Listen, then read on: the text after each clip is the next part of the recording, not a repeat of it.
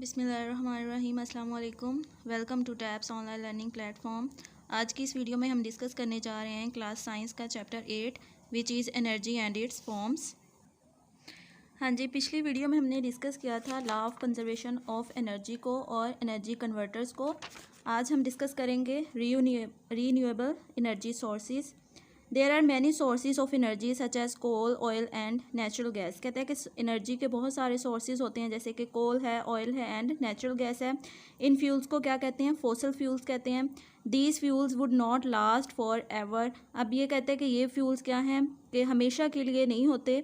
They are not recoverable, ना ही इनको recover किया जा सकता है। The sources are called non renewable energy sources. तो इन एनर्जी सोर्सेज को हम क्या कहते हैं? नॉन रीन्यूएबल एनर्जी सोर्सेज, यानी इनको दोबारा हम रीन्यू नहीं कर सकते, दोबारा इनको नहीं बना सकते।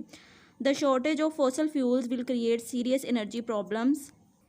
कहते हैं कि अगर इन फॉसल फ्यूल्स की शॉर्टेज हो जाए, कमी हो जाए, तो क्या है? सीरियस एनर्जी प्रॉब्लम्स क्रिएट हो सकते हैं। We must look for alternative sources for energy that can be recovered. हमें क्या करना चाहिए? इन एनर्जी सोर्सेज के जो अल्टरनेटिव सोर्सेज हैं उनको सर्च करते रहना चाहिए रिकवर करने के लिए। These sources are called renewable energy sources. तो उन सोर्सेज को क्या कहा जाता है? रीन्यूएबल एनर्जी सोर्सेज कहते हैं। Renewable sources of energy include, अब जो रीन्यूएबल सोर्सेज ऑफ एनर्जी उनमें कौन कौन से आ जाते हैं? वुड है, वाटर है and wind, animal waste, sunlight and tides of sea. ठीक है, ये सारे कौन से हैं? रीन्यूएबल एनर्जी सोर्सेज हैं।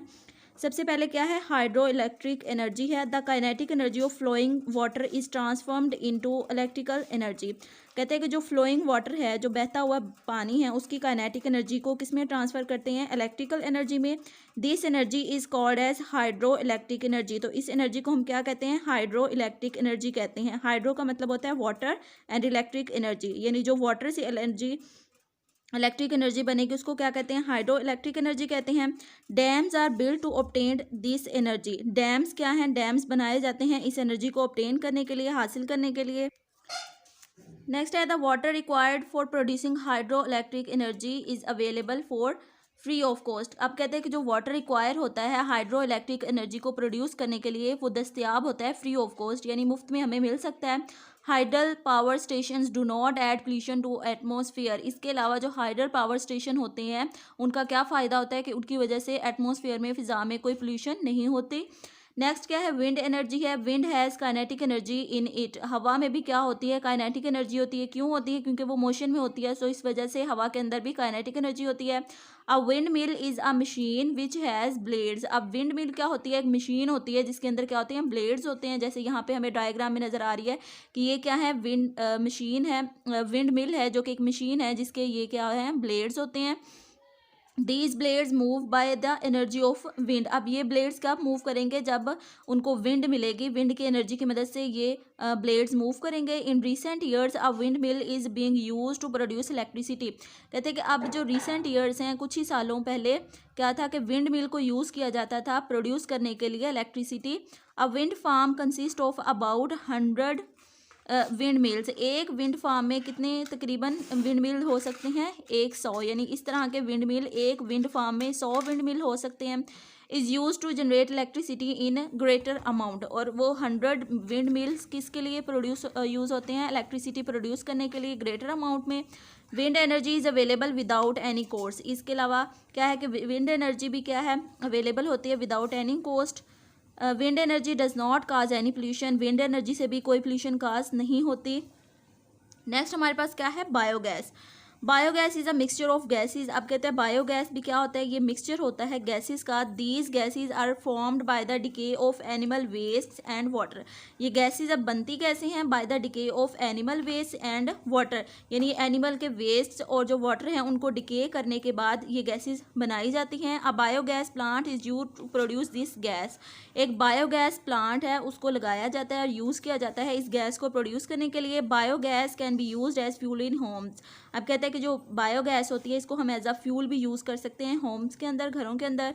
We can use the remaining material as a fertiliser. और जो बाकी मटेरियल बच जाता है उसको हम एज अ फर्टिलाइज़र यूज़ कर सकते हैं। The plant for biogas is also called गोबर गैस प्लांट। इसके अलावा कहते हैं जो प्लांट होता है बायोगैस को, इसको क्या कहते हैं? गोबर गैस प्लांट भी कहते हैं। Biogas is cheaper than any other fuel, कि बायोगैस क्या है, सबसे सस्ता होता है किसी भी दूसरे फ्यूल की निस्बत। ये प्रोड्यूस करता है less pollution as compare to coal and petroleum, यानी कोयले और पेट्रोलियम की निस्बत ये कम पोल्यूशन को प्रोड्यूस करता है। सो इसलिए ये भी क्या होता है, अच्छा होता है।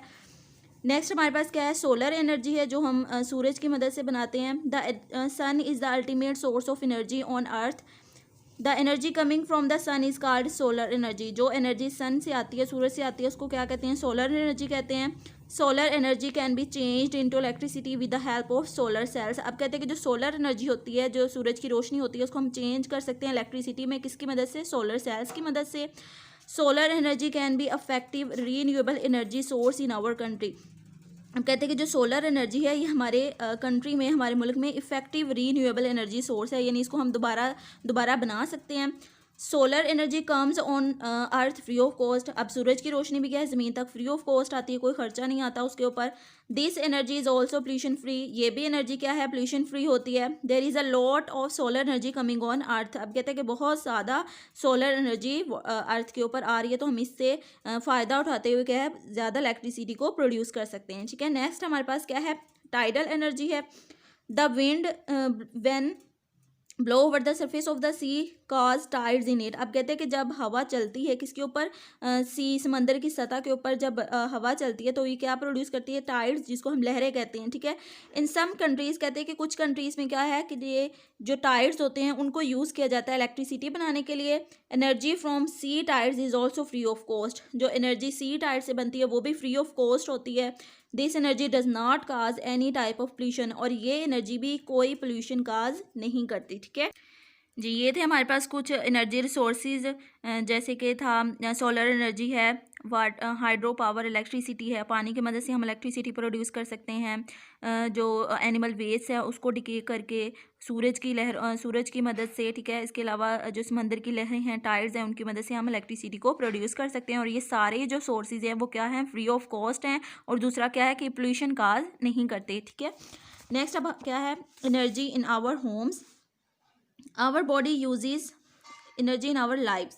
Our body uses energy all the time, कि हमारी बॉडी क्या है, हर टाइम एनर्जी को यूज़ कर रही है। Even when we sleep our body requires energy. यहाँ तक कि जब हम सो रहे होते हैं तब भी हमारी बॉडी को एनर्जी रिक्वायर होती है। Our body needs energy to grow, to move and to keep warm. ठीक है, हमारी बॉडी को एनर्जी किस किस के लिए ज़रूरी होती है, ग्रो करने के लिए, हमारी ग्रोथ के लिए, हमें मूव करने के लिए, और हमें अपने आप को गर्म रखने के लिए। ठीक है, नेक्स्ट है, our body gets energy from food. हमारी बॉडी को एनर्जी कहाँ से मिलती है, फूड से मिलती है, जो फूड हम खाते हैं। The food has stored energy. Food क्या है, हमारे अंदर एनर्जी को स्टोर करके रखती है। Our body changes this energy to kinds of energy it needs, like heat energy and kinetic energy. अब हमारी बॉडी क्या करती है कि इन एनर्जी को दूसरी काइंड्स ऑफ एनर्जी में चेंज करती है, जिस हिसाब से हमें उसकी ज़रूरत होती है। मीन्स अगर हमें हीट की ज़रूरत होती है, अपनी बॉडी को वार्म रखना होता है, तो हीट एनर्जी में कन्वर्ट कर देती है। और अगर हमें कोई काम करना होता है तो वो उस एनर्जी को काइनेटिक एनर्जी में कन्वर्ट कर देती है। ठीक है, नेक्स्ट अब है energy transfer in an environment, के इन्वायरमेंट के अंदर, माहौल के अंदर एनर्जी कैसे ट्रांसफ़र होती है। Green plants use sunlight to grow and make food. Green plants क्या करते हैं, सनलाइट को यूज़ करते हैं ग्रो करने के लिए और फूड बनाते हैं अपनी फोटोसिंथेसिस के ज़रिए। This solar energy is stored in the form of chemical energy of food. ठीक है, अब ये सोलर एनर्जी किस में कन्वर्ट हो गई है, केमिकल एनर्जी में कन्वर्ट हो गई है फूड की फॉर्म में। Animals and human beings eat the food prepared by the plants. अब एनिमल्स और ह्यूमन बीइंग्स क्या करेंगे, जो प्लांट्स ने फूड प्रिपेयर की होगी, तैयार की होगी, उस फूड को क्या करेंगे, यूज़ कर लेंगे। तो केमिकल एनर्जी जो थी फूड की, वो किस में ट्रांसफ़र होगी है, उनकी बॉडी में। The bodies of animals and human beings change the chemical energy of the food to the kinds of energy they need. ठीक है, हमने जैसे पहले भी ऊपर डिस्कस किया है कि जो एनिमल्स और ह्यूमन बीइंग्स की बॉडीज़ हैं, फिर वो इस एनर्जी को दूसरी काइंड्स में चेंज कर देंगे जिस हिसाब से उस एनर्जी की ज़रूरत होगी। Heat energy and kinetic energy then dissipate in atmosphere. उसके बाद जो हीट एनर्जी और काइनेटिक एनर्जी होगी वो किस में डेसिपेट हो जाएगी, गायब हो जाएगी, जाके एटमॉस्फेयर में एब्जॉर्ब हो जाएगी। सिमिलरली इसी तरह जो सोलर एनर्जी है causes wind energy, sea tides energy and many other forms of energy. Solar energy इसके अलावा और क्या क्या काज करती है, विंड एनर्जी को भी काज करती है, सी टाइड्स एनर्जी को, और दूसरी जो फॉर्म्स है एनर्जी की वो सारी किसकी वजह से होती हैं, सोलर एनर्जी की वजह से।